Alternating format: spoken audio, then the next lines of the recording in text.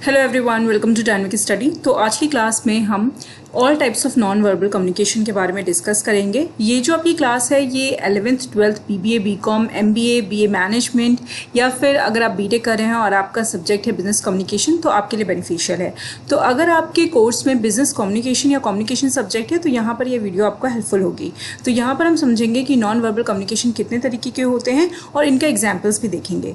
तो अगर आप ये जो पिक्चर मैंने दी हुई है, ठीक है, ये जो यहाँ पर आपके स्क्रीन के सामने पिक है, इसको देखेंगे तो ही आपको समझ में आएगा कि नॉन वर्बल कम्युनिकेशन कितनी ज़्यादा तरीके की होती हैं। जैसे कि आपके क्रोनोनॉमिक्स होते हैं, हैप्टिक्स होते हैं, फिजिकल अपीयरेंस होती है, काइनेक्सिस होते हैं, पैरा लैंग्वेजेस होते हैं। इस तरीके के बहुत सारे फॉर्म्स होते हैं नॉन वर्बल कम्युनिकेशन के, और इनमें भी इनके भी सब फॉर्म्स होते हैं। इनको समझना ज़रूरी होता है। तो इस वीडियो में हम ये सारी चीज़ें देखेंगे। तो आई होप ये वीडियो आपके लिए बेनिफिशियल होगी। आप अपने कमेंट सेक्शन में दे सकते हैं। चलिए आगे बढ़ते हैं। आपका है क्रोनोमिक्स। क्रोनोमिक्स का मतलब होता है कि जो टाइम पे बेस्ड होता है। क्रोन का मतलब होता है टाइम। तो टाइम पे बेस्ड जो कम्युनिकेशन होता है उसको हम क्रोनोमिक्स कहते हैं। मतलब कि जैसे मैं आपको इजी वे में समझाती हूँ एग्जाम्पल के साथ, कि अगर मान लीजिए कि आप किसी के घर जा रहे हो, ठीक है, और आप उसके घर 9 बजे के बाद जा रहे हो, तो इट मीन्स कि आपका और उसका जो रिलेशनशिप है वो बहुत पर्सनल रिलेशनशिप है। आप अच्छे फ्रेंड्स हो सकते हो, इस वजह से आप इतनी लेट नाइट उसके घर जा रहे हो।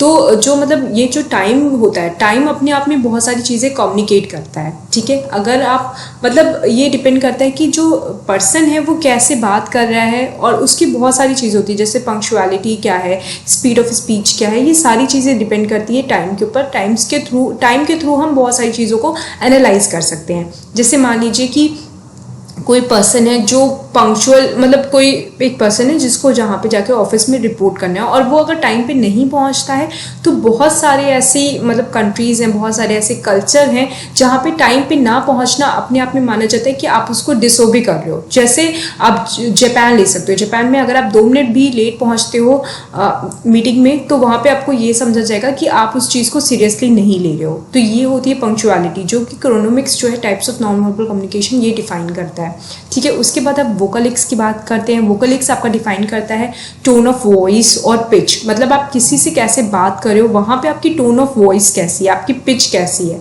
ठीक है, ये भी बहुत ज़्यादा डिफाइन करता है। अगर मान लीजिए कि आप किसी से बहुत ज़्यादा ऊंचे वॉइस में बात कर रहे हो, तो इसका मतलब ये है कि आप उसको डिसरिस्पेक्ट कर रहे हो, ठीक है, या आप उसको मतलब अपनी चीज़ों को इतना ज़्यादा जोर दे रहे हो, या फिर आप बहुत ज़्यादा अगर मतलब अपनी वॉइस को बहुत ज़्यादा आप वॉइस पे बहुत ज़्यादा जोर डाल रहे हो, तो इट मीन्स कि वो बात बहुत ज़्यादा इंपॉर्टेंट है। या अगर आप फंबल कर रहे हो तो इट मीन्स कि आप डरे हुए हो। तो इस तरीके की चीज़ें हम कह सकते हैं कि वोकलिक्स के थ्रू भी बहुत ज़्यादा नॉन वर्बल कम्युनिकेशन होता है, ठीक है। इसको वोकलिक्स या पैरा लैंग्वेज भी बोला जाता है, आपको ये भी पता होना चाहिए, ठीक है। The volume, tone of the voice and pitch use by the sender for communicating a message to the receiver is known as vocalics और पैरा लैंग्वेज।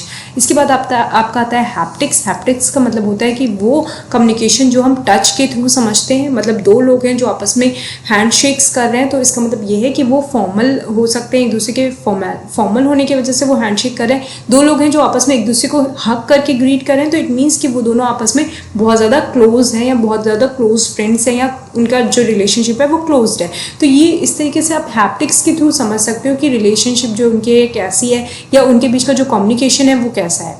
तो मतलब ये भी एक फॉर्म ऑफ कम्युनिकेशन होता है जिसके थ्रू आप बहुत सारी चीज़ें बिना बोले बिना लिखे समझ सकते हो। उसके बाद आता है आपका काइनेक्सिक्स। काइनेक्सिक्स का मतलब होता है कि इसमें आप जेस्चर की बात करते हो। काइनेक्सिक्स का बेसिकली जो मीनिंग है वो है बॉडी लैंग्वेज। तो बॉडी लैंग्वेज के थ्रू जब आप अपनी कम्युनिकेट करते हो तो उसको हम काइनेक्सिक्स बोलते हैं। तो यहाँ पे जेस्चर के थ्रू, पोस्चर के थ्रू, या फेशियल एक्सप्रेशन के थ्रू लोग अपनी बात को रखते हैं। जैसे मान लीजिए कि अगर कोई आपसे बात कर रहा है और आप उसके सामने थोड़ा सा मतलब थोड़ा सा आप उसके सामने आगे की तरफ झुके हुए हो, तो इट मीन्स कि आप बहुत ज़्यादा कीन इंटरेस्टेड हो उसकी बात सुनने के लिए। तो इसलिए हमेशा बोला जाता है कि जब आप इंटरव्यू देने जा रहे हो तो आपको इंटरव्यू के टाइम पर थोड़ा सा आगे की तरफ बेंड होना चाहिए, ताकि जो आपका इंटरव्यूअर है उसको लगे कि आप बहुत ज़्यादा कीन इंटरेस्टेड हो उसकी बात को सुनने में। तो इस तरीके के जो बॉडी लैंग्वेज होते हैं इसके थ्रू भी हम बहुत ज़्यादा नॉन वर्बल कम्युनिकेशन को डिफाइन करते हैं। इसके अलावा आपका पोस्चर होता है। अगर आप मतलब आपका कैसा पोस्चर है किसी से बात करते वक्त, आप फॉर्मल बहुत ज़्यादा स्ट्रेट खड़े हो तो इट मीन्स कि आप फॉर्मल रिलेशनशिप है आपका, वहाँ पे आप फॉर्मली कम्युनिकेट कर रहे हो। आप अगर कूल माइंडेड और बहुत ज़्यादा ओपनली ऐसे खड़े हुए हो बहुत ही ज़्यादा लेड बैक स्टाइल में, तो इट मीन्स कि आपका वहाँ पे नॉन फॉर्मल कम्युनिकेशन हो रहा है। फेशियल एक्सप्रेशन भी इसी तरीके का आपका जो कम्युनिकेशन है वो दर्शाता है। जैसे अगर आपका फेशियल एक्सप्रेशन बहुत ही ज़्यादा हंसी वाला है, बहुत ही ज़्यादा खुश हो आप, तो वहाँ पे क्या है, आप पता चल रहा है कि आप उस कम्युनिकेशन को एंजॉय कर रहे हो, ठीक है। तो ये आपका डिफरेंट मतलब काइनेक्सिस है जिसके थ्रू आप वर्बल कम्युनिकेशन करते हो। उसके बाद आपका आता है प्रॉक्सिमिक्स। प्रॉक्सिमिक्स में हम बात करते हैं कि किस तरीके का रिलेशनशिप है या डिस्टेंस किस तरह के है दोनों के बीच में, मतलब सेंडर एंड कम्युनिकेटर का। देखिए प्रॉक्सिमिक्स बना है आपका प्रॉक्सिमिटी से। प्रॉक्सिमिटी का मतलब होता है स्पेस या फिर डिस्टेंस।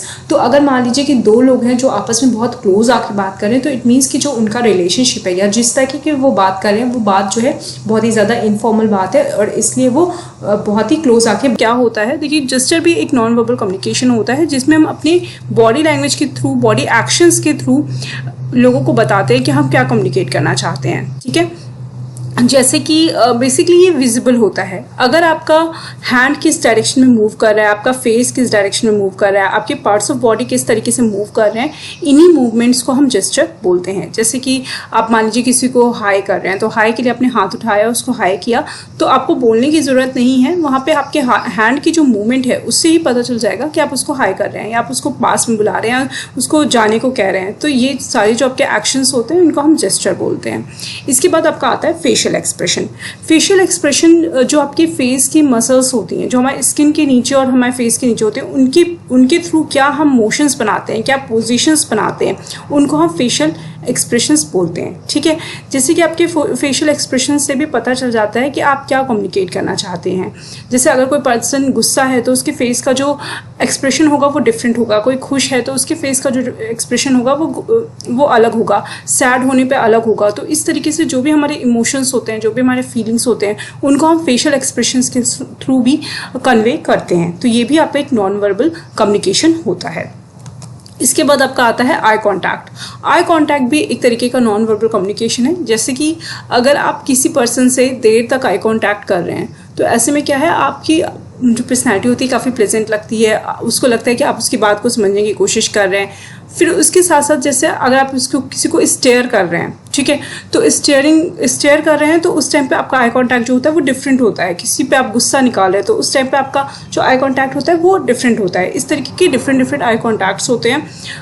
ये भी आपका काफ़ी सारी चीज़ों को एक्सप्रेस करता है। ये भी आपका नॉन वर्बल कम्युनिकेशन का फॉर्म होता है, ठीक है।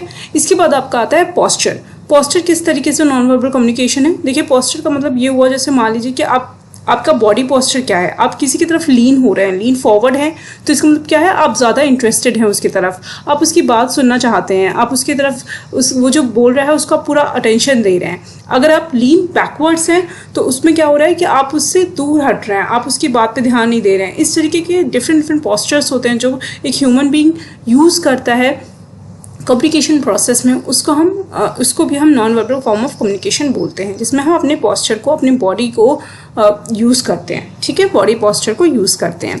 नेक्स्ट आपका आता है वॉइस। आपकी वॉइस में क्या मॉड्यूलेशन हो रही है, आप किस तरीके से बोल रहे हैं, singing, laughing, crying, screaming, shouting, humming, yelling, talking, ये सारी चीज़ें आपकी जो डिफरेंट टाइप की वॉइस होती है, जो फ्रिक्वेंसी ऑफ वॉइस है, उसके थ्रू भी हमें पता चल पाता है कि पर्सन किस तरीके से क्या बात कर रहा है, किस तरीके से बात हो रही है। जैसे दो लोग हैं आपस में लड़ रहे हैं, तो दूर से किसी को पता चल जाएगा कि हाँ वो लोग लड़ रहे हैं, सिर्फ वॉइस से, चाहे उनको उसकी बात समझ में आ रही है नहीं समझ में आ रही है, जो वॉइस का मॉड्यूलेशन है, जो वॉइस की फ्रिक्वेंसी है, उससे पता चल जाएगा कि वो पर्सन क्या कर रहा है, वो लड़ रहा है, रो रहा है, क्या कर रहा है।